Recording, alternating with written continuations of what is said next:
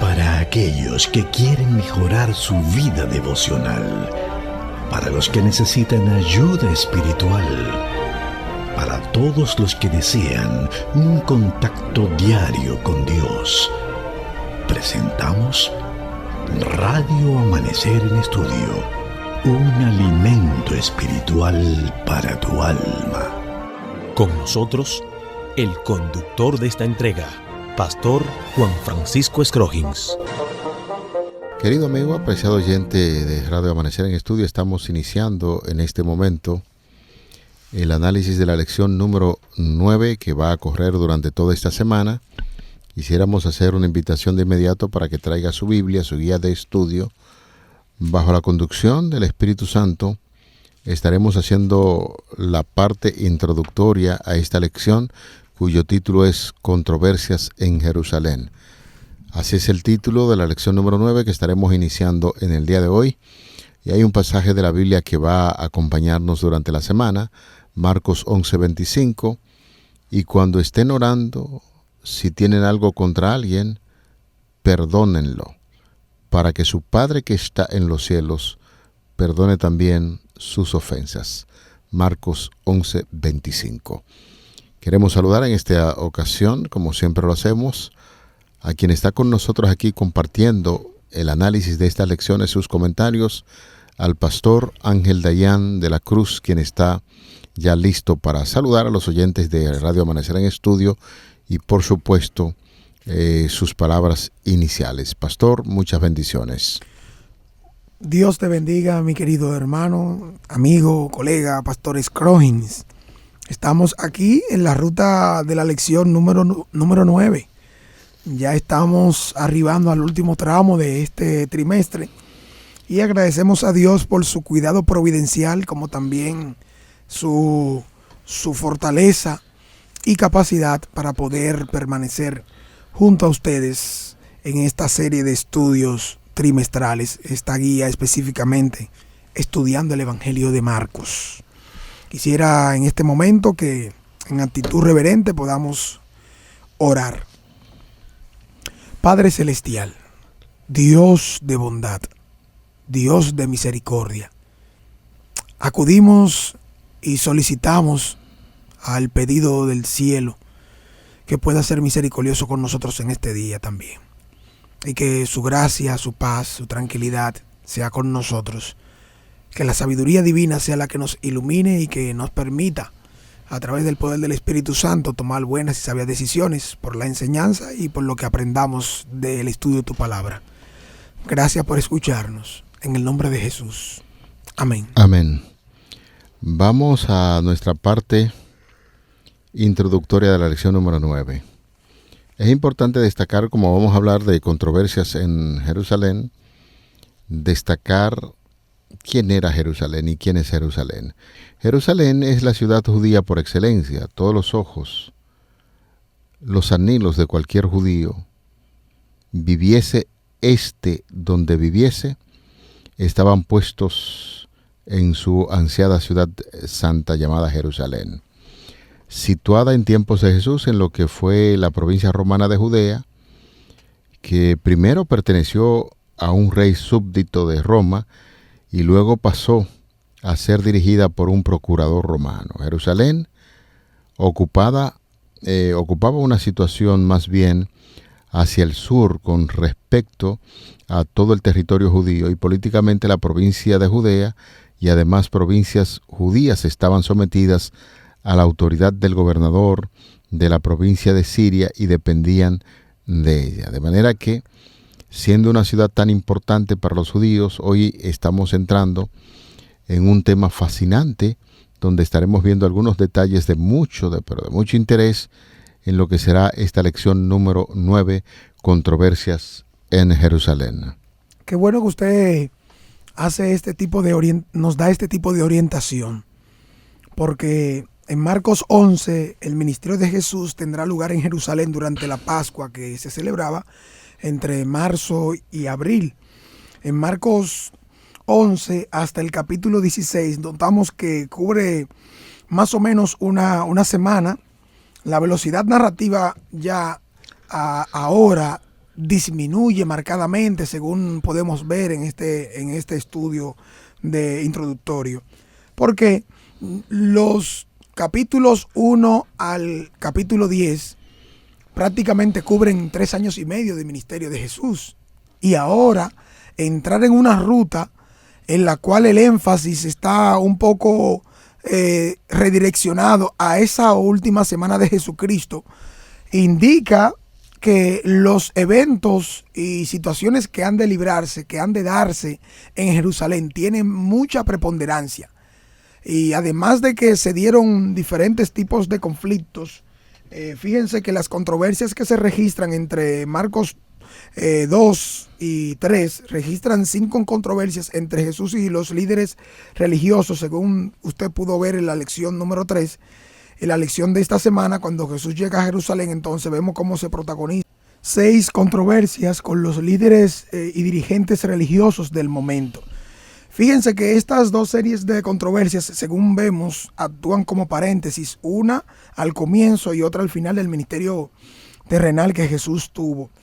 Cada serie tiene que ver con asuntos muy importantes de la vida cristiana, así como también instrucciones que Jesús nos da y que pueden servirnos ahora en la vida práctica para los creyentes en cuestiones de fe y asuntos fundamentales que son de mucha importancia para nosotros poder resaltar y puntualizar junto a ustedes. Así vemos cómo entonces los líderes religiosos acuden a confrontar a Jesús, además de tratar de confundir y derrotar a Jesús, pero una y otra vez vemos cómo eso se dio sin ningún tipo de éxito que fuera favorable para ellos. Al contrario, tuvieron que mantenerse a raya, como diríamos nosotros, para que se respete y se reconozca que realmente Jesús fue quien dijo ser, el Hijo de Dios, el enviado, un profeta, fue un Mesías, fue todo lo que Marcos registra de la vida, obra y ministerio de Jesús, según lo vimos hasta estos 10 capítulos. Ahora entramos en la recta final, pastor y amigos, de este capítulo 11 hacia el capítulo 16, que ya abarca esta última semana del ministerio terrenal de Jesús. Cuando los sistemas quieren imponer ideas que no van de acuerdo a lo que enseña la palabra de Dios, la Biblia, necesariamente una persona que es seria, una persona que estudia con honestidad la palabra de Dios con todo el criterio científico para determinar cómo son las cosas, definitivamente que tiene que presentar bien clara esas grandes verdades, y esas verdades van a chocar con algunos sistemas que tradicionalmente enseñan otras cosas que no enseña la palabra de Dios, y eso es lo que vemos aquí en el Evangelio de Marcos. Jesús siempre en controversia, chocando con las ideas de estos dirigentes religiosos que definitivamente, en términos de interpretación de las Escrituras del Antiguo Testamento, estaban muy perdidos. En una ocasión el mismo Señor Jesucristo le dijo: ustedes ignoran las Escrituras. Le llamó ignorante de las Escrituras porque querían presentar ciertos argumentos que no era lo que la Biblia de ese entonces, las Escrituras enseñaban, y es por ello que nosotros nos encontramos a un Jesús que donde quiera que se dirige tiene cierto grado de inconvenientes en torno a discusión de lo que enseñan las Sagradas Escrituras.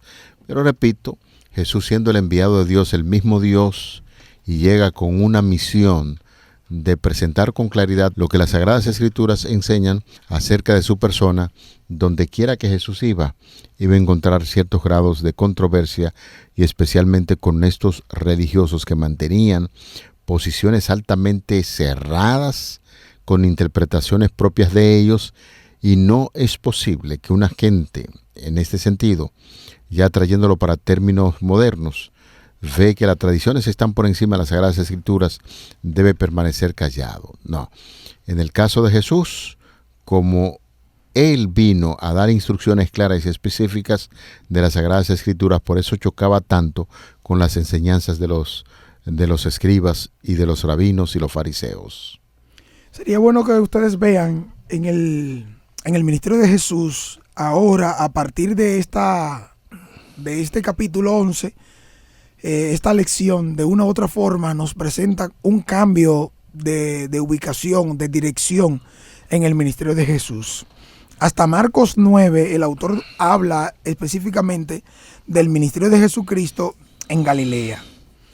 Eso es su propia región, entendemos claramente.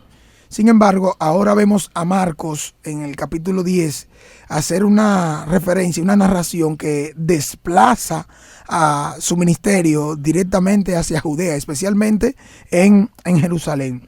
Ahí vemos entonces que de camino a la gran ciudad, a esta gran ciudad, que su composición, lo que esto significaba, entonces ahora Jesús de manera muy puntual, más clara y contundente les explica a sus discípulos la misión que realizaría allí. Por eso ustedes notan que el relato no solo anuncia su camino y la ubicación del ministerio de Cristo, sino que también introduce a sus lectores en ese ministerio y esa vida de Jesús en la tierra de una manera específica en la parte conclusiva a la cual está llegando.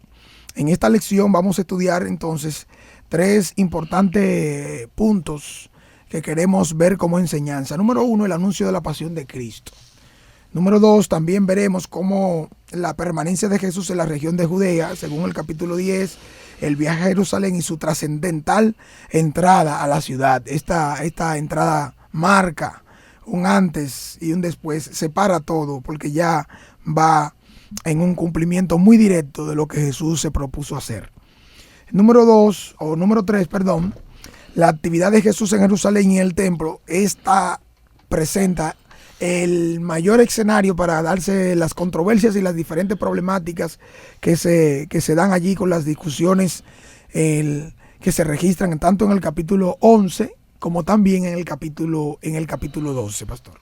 Mientras Jesús estaba realizando su ministerio, y hemos estudiado ya en lo que de inicio hasta la fecha que estamos estudiando, esta lección número 9, hay que entender que Jesús estaba presentando esas grandes ideas en torno a las Escrituras sobre su ministerio, y un punto muy importante que hemos destacado, que los líderes religiosos, confundidos en sus tradiciones, acudían al lugar donde Jesús estaba para confrontarlo.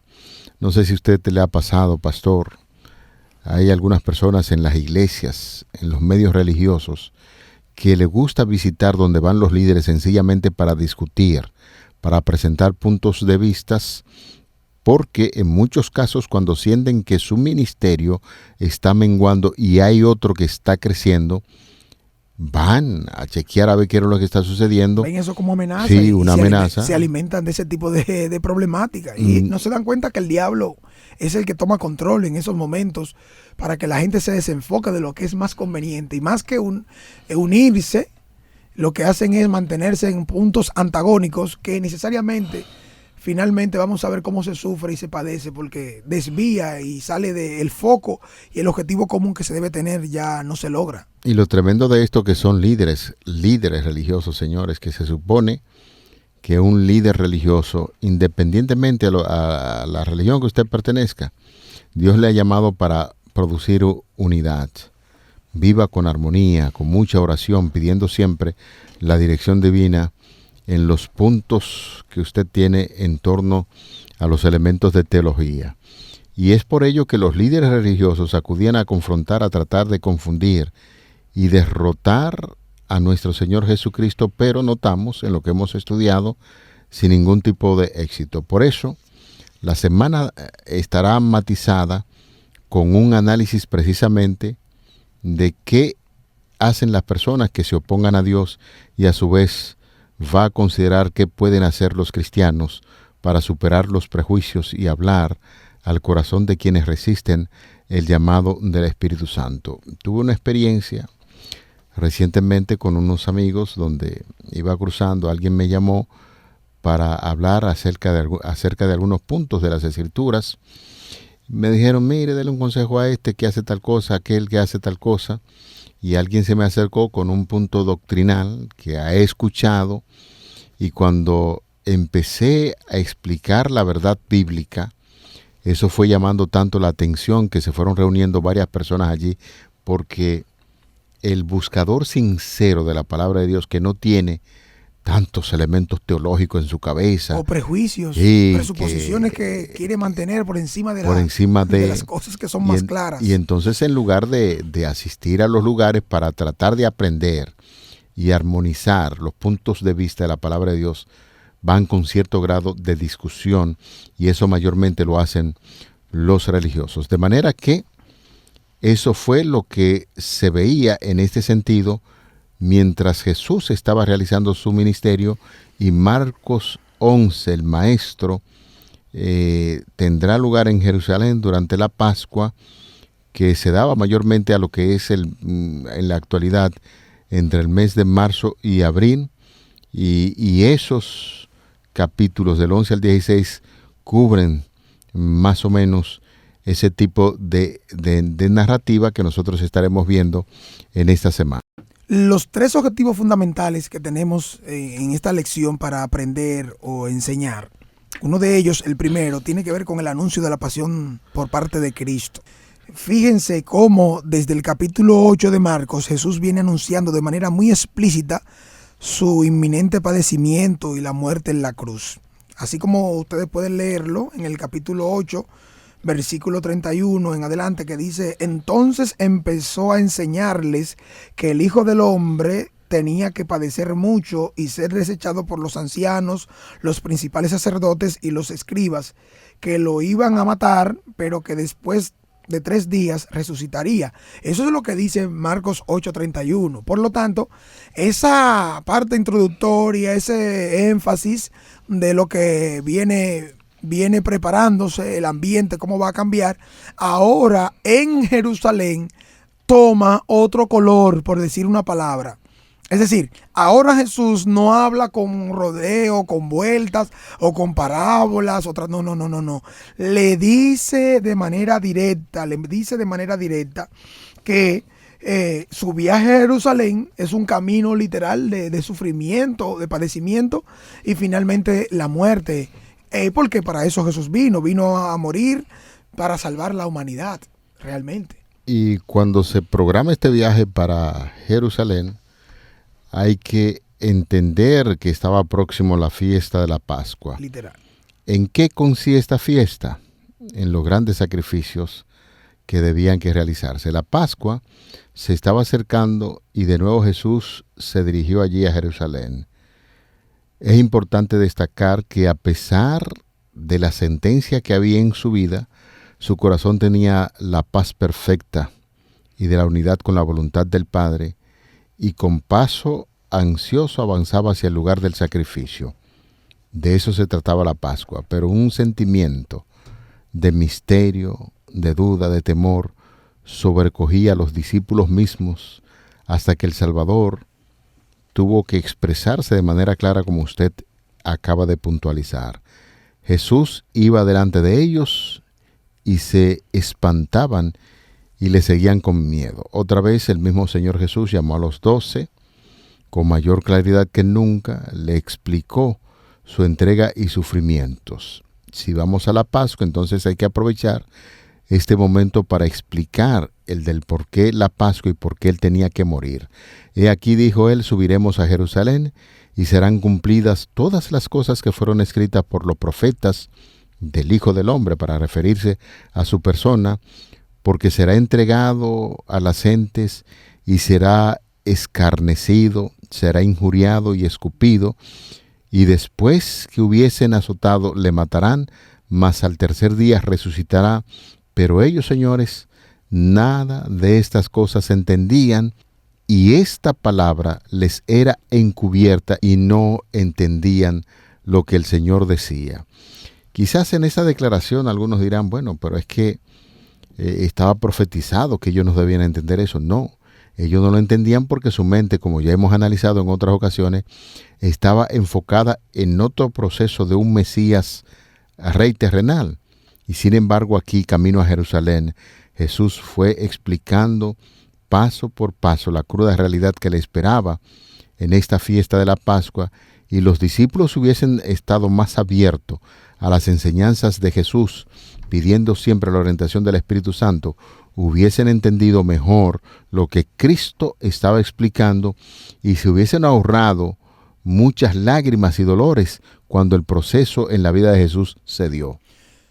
Por desgracia, lamentablemente, los discípulos no entendieron realmente las palabras de Jesús acerca del cumplimiento de su misión, como también directo de la profecía. Ellos piensan que el establecimiento del reino se daría específicamente ahora, mientras Jesús estuviese en vida. Y esta entrada a Jerusalén, por eso estuvo matizada con otros elementos que ellos mismos lo tenían en sus pensamientos. Por eso recuerden ustedes cómo enfatizamos en lecciones anteriores la idea que tenían ellos de los intereses en el establecimiento del reino de Jesús. Santiago, Juan usan a su madre como medio para que pueda hacerse la solicitud de uno estar al lado de Jesús a la derecha, otro a la izquierda, ¿verdad? Poder en el reino dominar, dirigir, tomar el control de los asuntos. El establecimiento era parte también de lo que podía pensarse. El mismo Pedro pertenecía a una orden llamada los celotes, que entendía que debía estar preparado para cuando se presente la oportunidad, hacer la guerra y provocar una revolución a través. Por eso ustedes notan que siempre este tipo de personas estaban fuertemente armadas. En el caso de Pedro, recuerden ustedes eso. Ahora bien, esto lo podemos confirmar no por un comentario que estamos haciendo, sino que la misma palabra de Dios lo dice. Lucas, fíjense ahora en paralelo, tomando la idea, Lucas 24, el versículo 21 dice: nosotros esperábamos que Él era el que iba a redimir a Israel.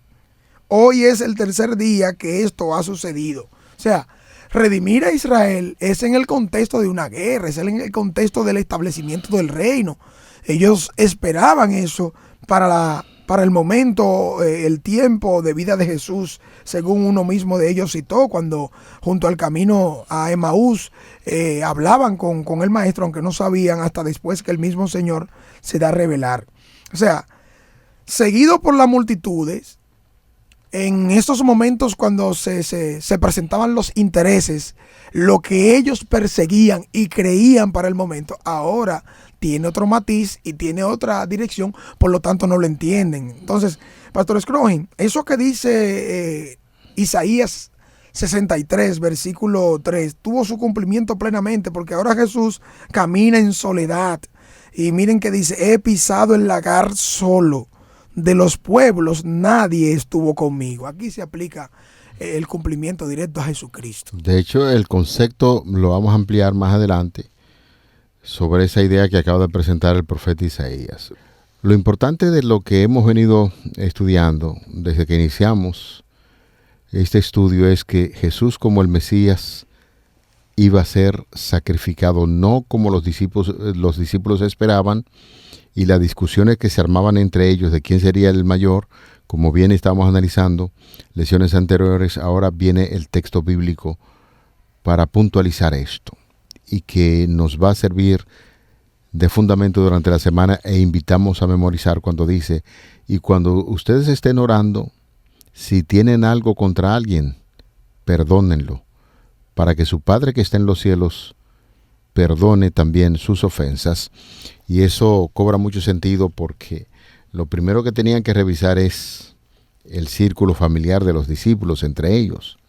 Las discusiones que se armaban de quién sería el mayor, y todo el mundo con una sospecha. Por eso Jesús enseña en esta declaración de Marcos 11:25 que debían perdonarse los unos con los otros, que debían orar por aquellas personas que le ofendían. De ahí repetimos una vez más el texto: cuando estén orando, si tienen algo contra alguien, perdónenlo, para que su Padre que está en los cielos perdone también sus ofensas. De manera que las ofensas que habían entre ellos, entre unos con otros, tenían un remedio muy importante, y ese remedio tiene que ver con la oración.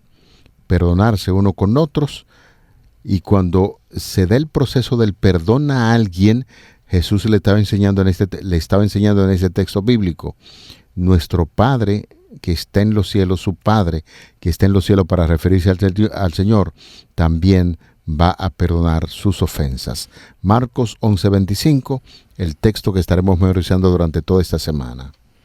Realmente llegar hasta este momento y en esta parte introductoria de la lección, en lo que se desprende de aquí, vamos a ver que todo lo que aconteció en la vida de Jesús, aún en la parte final de su ministerio terrenal, vamos a aprender mucho más para que en nuestra vida cotidiana podamos ver aquellos elementos que corresponden a una vida práctica que debe estar realmente dirigida por Dios, el Espíritu Santo, para que pueda tomar una ruta correcta según la providencia divina. Solo ser guiado por Dios, aunque esto signifique sufrimiento y dolor, es importante que nosotros podamos tomarlo y aplicarlo a nuestra vida, no a la de otros, sino a la nuestra, que es lo que Dios está pidiendo. Hacia donde me dirijo, finalmente estoy resuelto a permanecer firme y fiel en el camino del Señor. Es oportuno el momento para reflexionar en eso. Así es. Bueno, señores, esta semana vamos a ver diferentes temas. La entrada triunfal, estaremos viendo un árbol maldito y un templo purificado. ¿Quién dijo que podáis hacer eso? Y estaremos viendo deberes terrenales y resultados celestiales para cerrar luego con el mandamiento más importante. Estos son de los temas que estaremos viendo en esta semana. Ustedes y nosotros aquí en Radio Amanecer en Estudio tenemos el compromiso de reunirnos en los horarios de entrega, 6:20 de la mañana, 1 de la tarde, 10 de la noche. Vamos a orar. Señor, nos dirigimos a ti en esta hora para agradecer tus bondades, por el estudio de tu palabra. Gracias porque eres un Dios bueno, un Dios que puede y está dispuesto siempre a perdonar y quien suple nuestras necesidades. Que el estudio de esta semana pueda ser de gran bendición y nos ponemos bajo tu dirección, dándote gracias en todo en el nombre de Jesús. Amén. Amén. Para aquellos que quieren mejorar su vida devocional, para los que necesitan ayuda espiritual, para todos los que desean un contacto diario con Dios, hemos presentado Radio Amanecer en Estudio, un alimento espiritual para tu alma.